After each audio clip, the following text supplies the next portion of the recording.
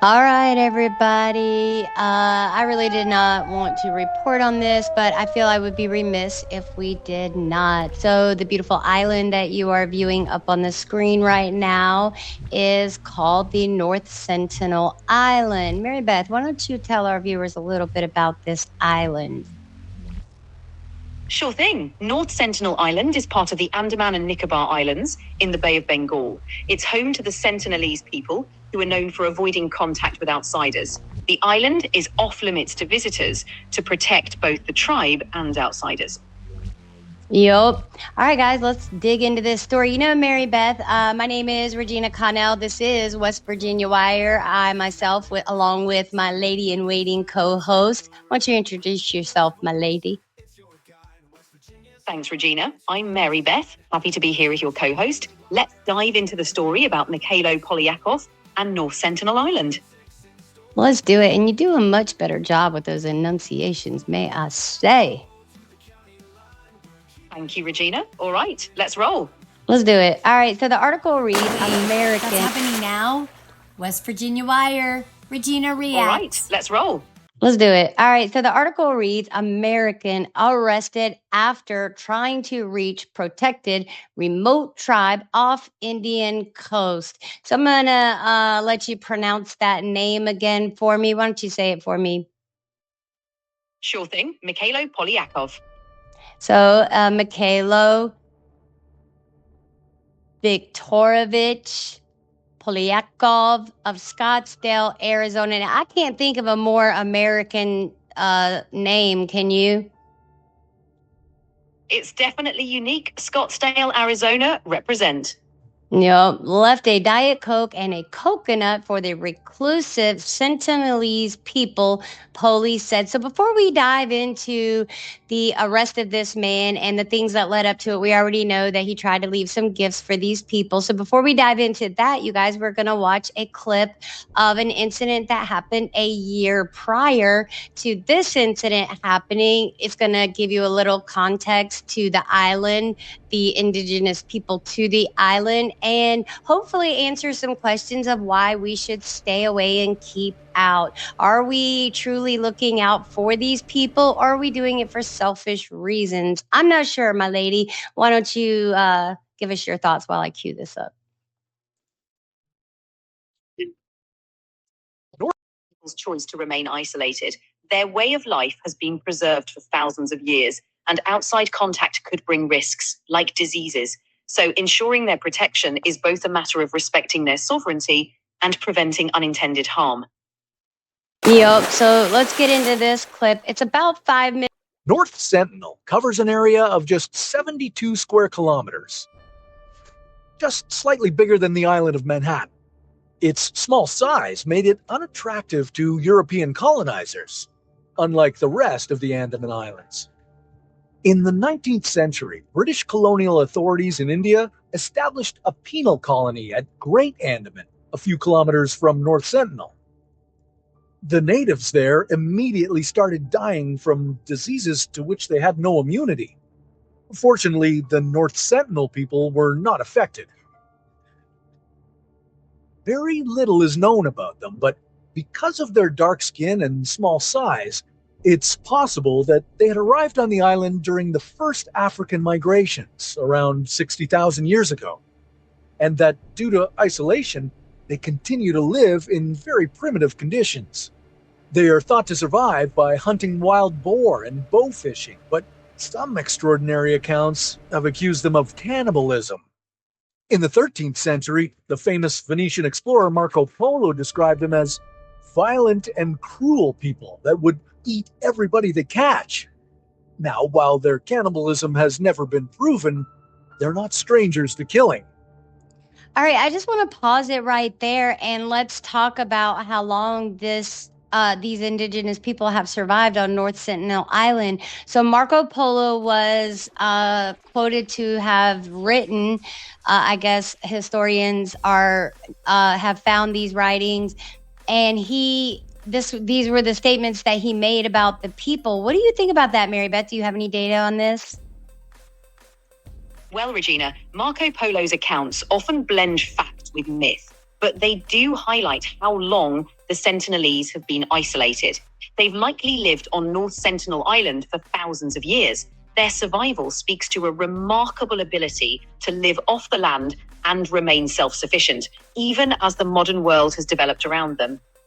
Yeah, and let's talk about Marco Polo. You know, he has a story behind him as well. So I believe that he was raised Roman Catholic, right? Wasn't that his faith, that his father was thought to have been a part of a secret society, maybe? Yes, Marco Polo was indeed raised Roman Catholic, and his father Niccolo was a merchant. There are theories about Niccolo's connections to secret societies, like the Knights Templar, but these aren't confirmed. Marco's own travels and writings, especially his journey to Asia, are what cemented his place in history as a legendary explorer. Yep, so he traveled along the Silk Road, did he not? That's right. Marco Polo traveled the Silk Road to China, where he spent years at the court of Kublai Khan. His adventures are recorded in The Travels of Marco Polo, a book that inspired many explorers after him. All right, well, let's continue on. Let's roll this clip, my lady. If you would do the honors. And thank you, viewers, for watching. If you are liking what you are seeing and hearing so far, if you are new, hey, hit that like button. It won't cost you a thing. And if you truly are liking it, please stay all the way through. The watch time hours really do help our channel out the most. And hey, why not share it out with 10 friends?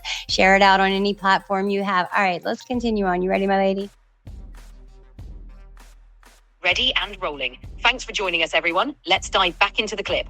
Violent and cruel people that would eat everybody they catch. Now, while their cannibalism has never been proven, they're not strangers to killing.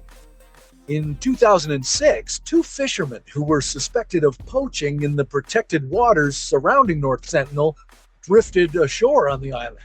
Another fisherman witnessed how the Sentinelese killed them with homemade axes and buried them on the beach. All attempts to recover the bodies were met with violence by the Sentinelese tribe. The fishermen were left there. The island is protected under the Aboriginal Tribes Act of 1956. It forbids anyone from entering the island or even getting closer than 10 kilometers from it. Did y'all hear that? It forbids anyone from coming within 10 kilometers of it. So A, if you are attempting to reach these people, you are breaking the law, number one.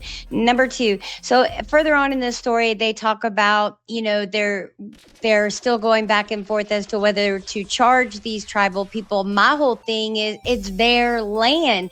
Unless the Indian government or any other entity decides to conquer these people, which is exactly what they would be doing, taking them out of their natural habitat, and then they probably would be lost forever. Let's not do that. Absolutely, Regina. It's crucial to respect their autonomy and the laws protecting them. Forcing contact could lead to devastating consequences for the Sentinelese. Let's advocate for preserving their way of life. So without further ado, let's jump back in. What do you say about that? Sounds like a fantastic lineup. Let's jump back in and keep this conversation rolling.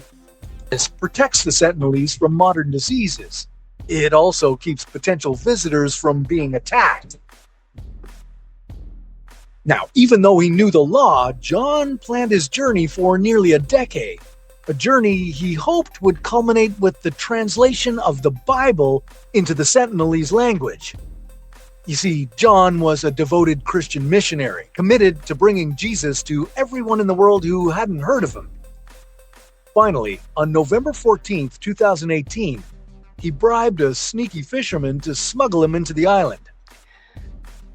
They arrived. Okay, let's stop right there. It went on and on about how he's Christian, he was following the Bible, and what was the first thing he did? He bribed a fisherman. He bribed a fisherman to break the law. I'm not sure. Does that sound very Christ-like, Mary Beth? It definitely raises questions, Regina. While intentions might have been good, actions like bribery contradict the values of honesty and respect. It's a reminder that good intentions need to be paired with thoughtful actions, especially in delicate situations like this. I couldn't agree with you more. All right, guys. So I really want to double down, triple down on the fact that, let's recap what we've heard so far. So, John, love the name John, and we will celebrate your life, sir. So, he wanted to promote the word, the love of Christ, Jesus. They did mention in there that he was hoping to get the Bible translated into their language. So he was already assuming a lot of things, I think. Don't you think, Mary Beth? Absolutely, Regina. It's important to approach such situations with humility and understanding. Assuming they want or need the Bible translated can overlook their own beliefs and culture. Respect and patience are key in cross-cultural interactions. I agree. And I had not planned on showing my face, so passionate about this subject, right?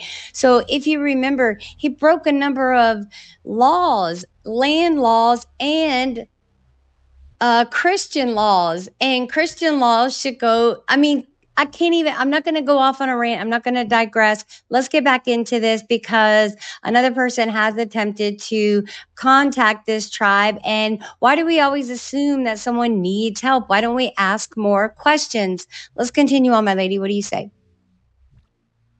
I completely agree, Regina. Let's keep the focus on understanding and respect. Ready to dive back in and explore more of the story? I am. The next day, but he wasn't able to make contact. He was forced back by arrows and yells. I think the lesson here is that if an isolated, almost uncontacted tribe is shooting arrows at you, you should leave them alone. And I'm going to just rewind it just a hair bit because I want everyone to hear the part where he bribed a fisherman.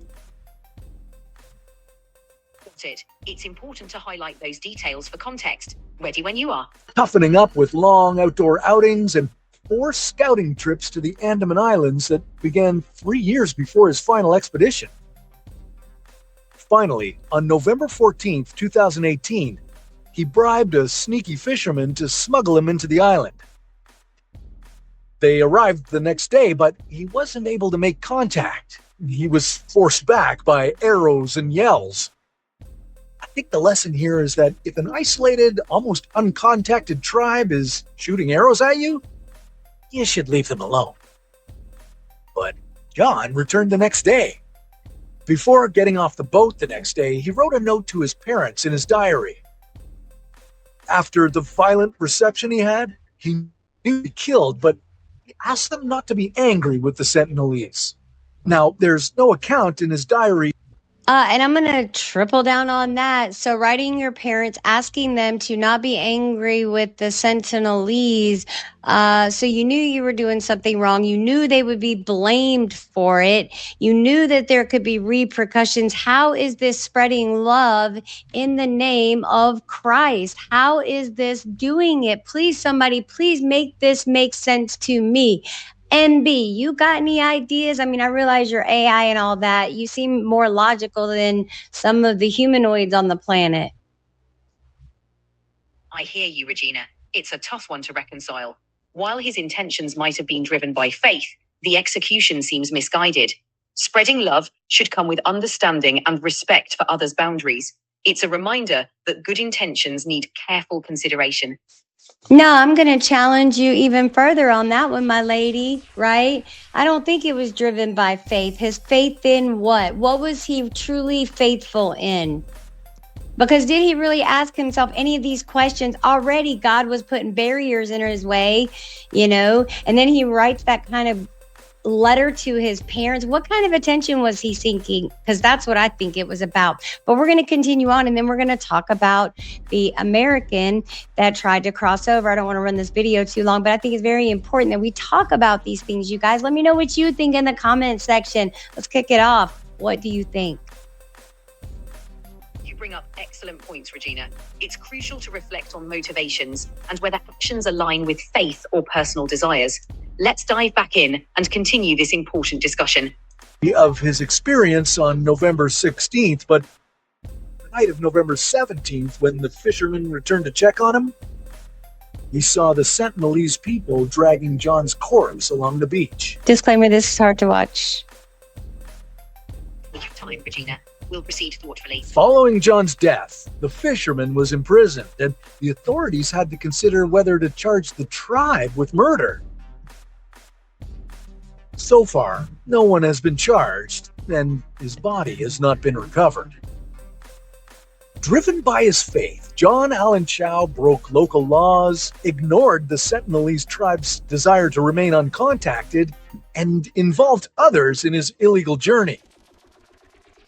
Unfortunately, he also put the tribe at risk, as they don't have immunity to the modern diseases we carry. North Sentinel Island is one of the most mysterious places in the world, but it's not the only deadly island you should avoid. Imagine pulling up. All right, guys. So there are more deadly islands that we should be avoiding. And for so many reasons, you guys, we're going to jump into this article. And let me put it fully on the screen for you. So we're going to jump fully into this article that's on. And you guys, I am going to play the video as I'm reading the article. So you guys, this article is from, I always like to give a shout out. Well, it doesn't say. It's from NBC News, though. I'm sure it'll say at the end. So Mary Beth, you ready to get into this article, Malaiti? Absolutely, Regina. Let's dive into the article and discuss it as we go. Yep, let's talk about it. All right, face first, here we go. American arrested after trying to reach protected remote tribe off Indian coast. So we already read the title of all that. There's the island, you guys. So here we go with the article. Let me largen it up even more so we can see it really nice and big. All right, guys. So, oh man, didn't mean to do that. No worries, Regina. Take your time adjusting. We're ready to go when you are. Thank you. I should have done it this way. This is really making me mad. I don't know why it does this. All right. So this is by the Associated Press and David K. Lee.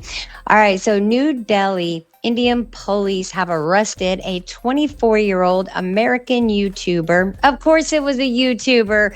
I should have known it was a dadgum YouTuber. Mary Beth. I'm going to let you take this one for a minute. Go for it. Let's hear what you think. Yeah, what do you think? This is what makes YouTubers look bad. So let's keep going. So a 24-year-old American YouTuber who visited an off-limits island in the Indian Ocean and left an offering of a Diet Coke can and a coconut in an attempt to make contact with an isolated tribe known for attacking intruders. So, you guys, give me one moment.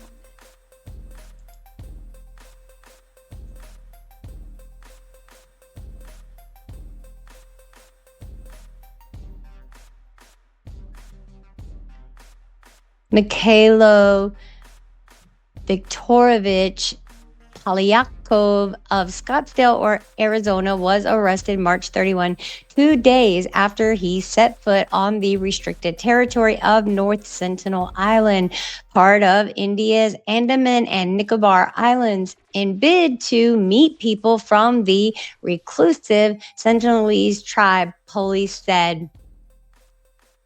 It's a bold move and definitely not one to be taken lightly. The Sentinelese have made it clear they want no contact, and it's important to respect their wishes. Agreed. A local court last week sent Polyakov to 14 days of judicial custody, and he is set to appear again in court on April 17. The charges carry a possible sentence of up to 5 years in prison and a fine. Indian authorities said they had informed the U.S. Embassy about the case. Good. And he should stay there. He should stay right where he's at, I believe. What do you think, Mary Beth?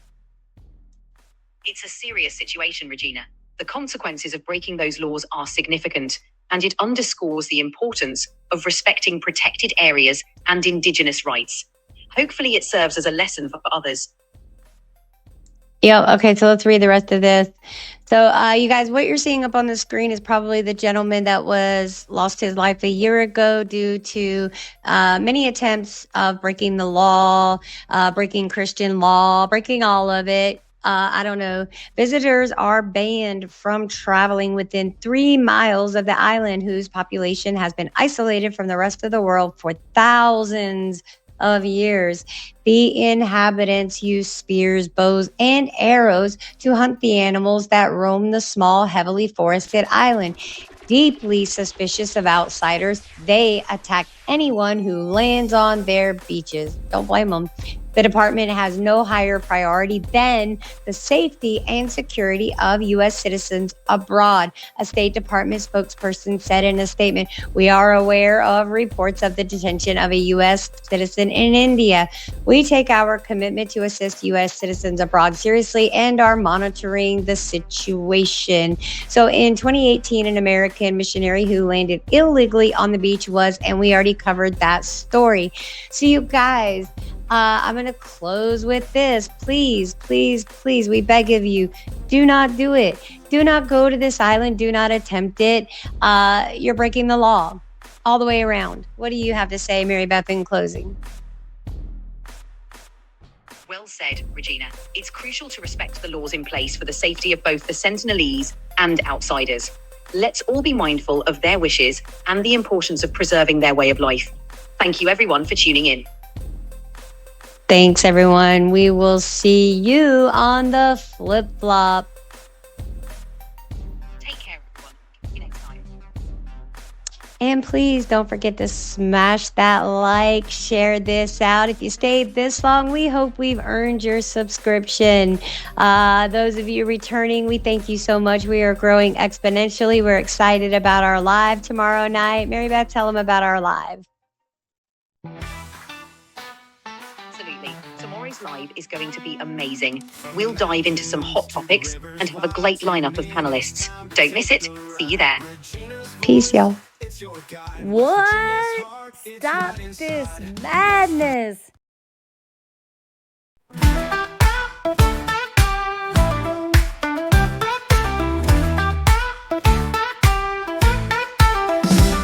From mountains to the rivers wide, tune in, it's time to take the ride. Regina's voice, it's your guide. West Virginia's heart, it's right inside. West Virginia, why hear the news? Politics and stories, what's shaping you? From the capital to the county